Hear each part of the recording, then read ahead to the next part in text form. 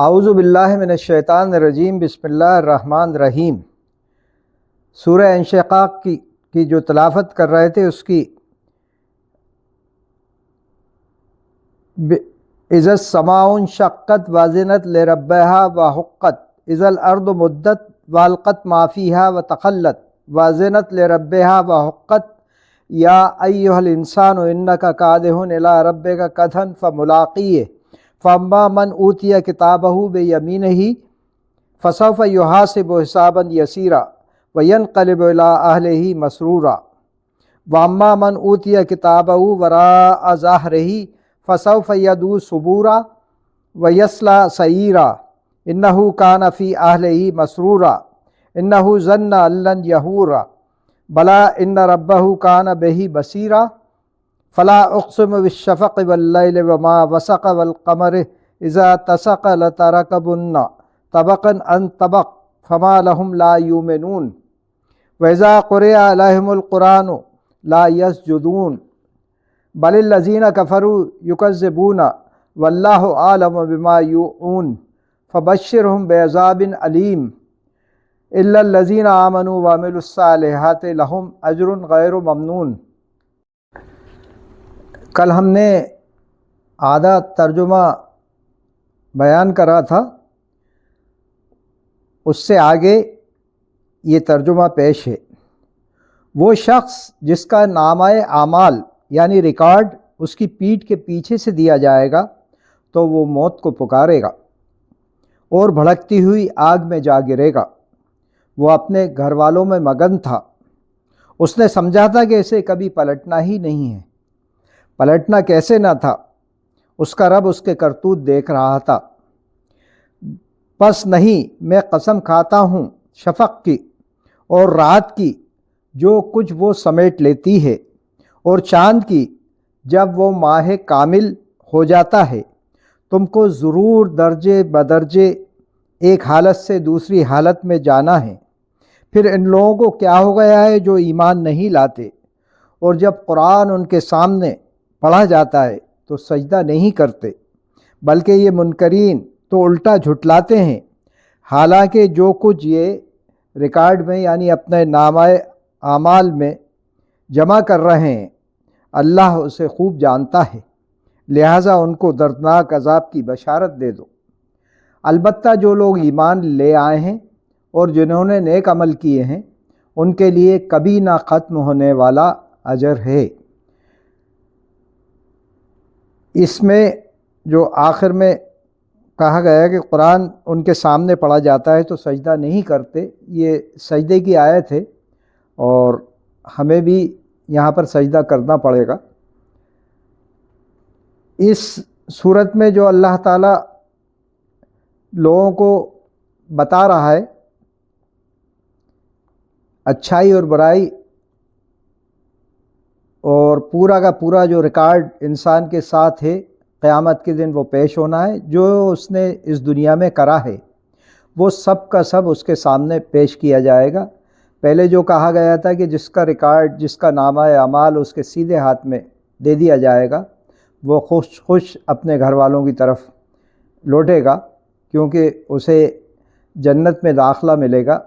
اور یہاں کہا گیا جس کا ریکارڈ نامہ اعمال پیٹھ کے پیچھے سے دیا جائے گا وہ موت کو پکارے گا، اور ریزن یہی دیا گیا کہ وہ اپنے گھر والوں میں مگن تھا، یعنی اسے یہ احساس نہیں تھا کہ اس دنیا میں ہم کیوں آئے ہیں۔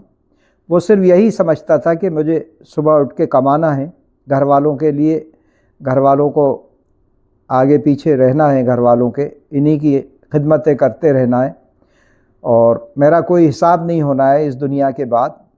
اسی چیز میں مگن رہتا تھا اور زیادہ سے زیادہ کام میں لگا رہتا تھا۔ یعنی یہی جن گھر والوں کے لیے آپ کام کرتے ہیں، جن لوگوں کے لیے اپنی زندگی تباہ کر دیتے ہیں اور آخرت کا خیال نہیں آتا، اللہ ہم سے کیا چاہ رہا ہے وہ آپ نہیں دیکھتے، تو اس کا انجام یہی ہونا ہے۔ اور یہ جو قسم کھائی گئی شفق کی اور رات کی اور چاند کی، اس کے بعد کہا گیا کہ تم ضرور ایک اسٹیج سے دوسری اسٹیج میں چلے جا رہا ہے اور آخر میں آ کے تمہیں ہمارے سامنے پیش ہونا ہے۔ اور حیرت ظاہر کی گئی ہے کہ قرآن سننے کے بعد بھی جو ایمان نہیں لاتے، یعنی ایسی پرفیکٹ کتاب ہے قرآن کہ اگر کوئی انسان بنا کسی تعصب کے اس کو سنے گا، سمجھے گا، تو وہ فوراً ایمان لے آئے گا اگر ایمان والا نہیں ہے تو۔ اور جو کہا گیا ہے کہ فوراً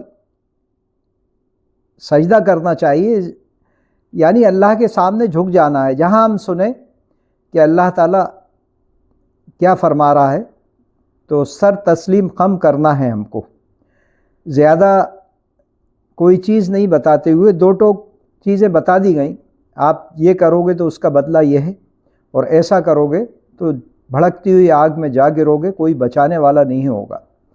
تو ابھی وقت ہے ہمارے پاس، اور یہ وقت کب ختم ہو جائے؟ آپ تو جوان ہیں، نئی عمر کے لوگ ہیں، لیکن ہم جس اسٹیج پہ ہیں ہمارا تو کوئی بھروسہ بھی نہیں ہے۔ بھروسہ تو آپ کا بھی نہیں ہے۔ آپ دیکھ ہی رہے ہیں کہ آج کل 25 سال اور 30 سال اور 35 سال کی عمر میں ہی عین اسپورٹ کی فیلڈ میں کھیلتے ہوئے ہارٹ اٹیک ہو جاتا ہے۔ یعنی کتنے فٹ لوگ ہوں گے جو فٹ بال کھیل رہے ہیں اور 20-22 سال 25 سال کی عمر ہے، اور وہیں ان کو اٹیک ہو گیا اور ڈیتھ ہو جاتی ہے۔ تو باقی لوگوں کا تو کچھ کہنا ہی نہیں ہے۔ تو یہی مقصد ہے کہ جو آپ کو اس وقت مل رہا ہے اس کا فائدہ اٹھائیں، اور کہا جاتا ہے کہ کبھی بھی دیر نہیں ہوتی۔ آج بھی آپ سچے دل سے توبہ کریں، اپنی زندگی بدلیں۔ روز کی جو آپ دماغ گھر سے لے کے نکلتے ہیں، دکانوں پہ جاتے ہیں، بزنس پہ جاتے ہیں، سروس پہ جاتے ہیں، انہی گھر والوں کے لیے تمام چیزیں کرنے کے لیے، تو اس کو بدل لیں۔ کرنا ہے گھر والوں کے لیے، اور یہ بھی کہا گیا کہ گھر والوں کے لیے بہت بڑا ثواب ہے ان کے لیے کوئی بھی چیز کا انتظام کرنا، لیکن وہ صرف ایمان والوں کے لیے ہے، جو اللہ کو پہچانتے ہیں ان کے لیے ہے، جو اس کائنات کے مالک کو پہچانتے ہیں اور جو اس نے ہم تک پہنچایا ہے اس پہ یقین رکھتے ہیں، ان لوگوں کے لیے ہے۔ اور وہ طبقہ جو اس چیز کو جانتا ہی نہیں ہے، اپنے مالک سے، اپنے اللہ سے واقف ہی نہیں ہے، اس کی منشا سے کیا چاہتا ہے وہ ہم سے، ان کے لیے اس میں کوئی حصہ نہیں ہوتا کہ وہ گھر والوں کے لیے کریں یا نہیں کریں۔ سیدھے سیدھے ان سے حساب لیا جائے گا۔ سب سے پہلا جو حساب وہی ہوتا ہے کہ رب کون ہے آپ کا، رب کو پہچانا کہ نہیں پہچانا۔ یہ پہچان کے بنا تو کوئی بھی چیز نہیں ہے۔ تو سب سے پہلے اس دنیا میں آئے ہیں تو ہمیں اپنے رب کو پہچاننا ہے، اور اگر ہم غفلت میں پڑے ہوئے ہیں تو آج ہی ہم اپنے آپ کو چینج کر لیں، اسی وقت چینج کر لیں، اور تلاش کریں حق کی۔ اگر سمجھ میں نہیں آ رہا، کتابیں موجود ہیں، عالم موجود ہیں، جانکار موجود ہیں، یوٹیوب موجود ہے، انسٹاگرام موجود ہے، جس پہ آج آپ ایسے ایسے ویڈیو دیکھتے ہیں، اس کی جگہ آپ یہ چیزیں دیکھیں۔ تمام سوشل میڈیا قرآن سے بھرا پڑا ہے۔ اللہ کیا چاہ رہا ہے آپ سے؟ مولانا اسرار الحق صاحب ہیں، ان کی بیان سنیں آپ، اس سے الگ ہٹ کے بھی کافی عالم ہیں۔ تو کوئی کمی نہیں ہے اس وقت، تو کہیں بھی آپ یہ کہہ ہی نہیں سکتے کہ کوئی ایکسکیوز دیں۔ جانکاری حاصل کرنا ہے تو ہر چیز اویلیبل ہے۔ وآخر دعوانا ان الحمد للہ رب العالمین۔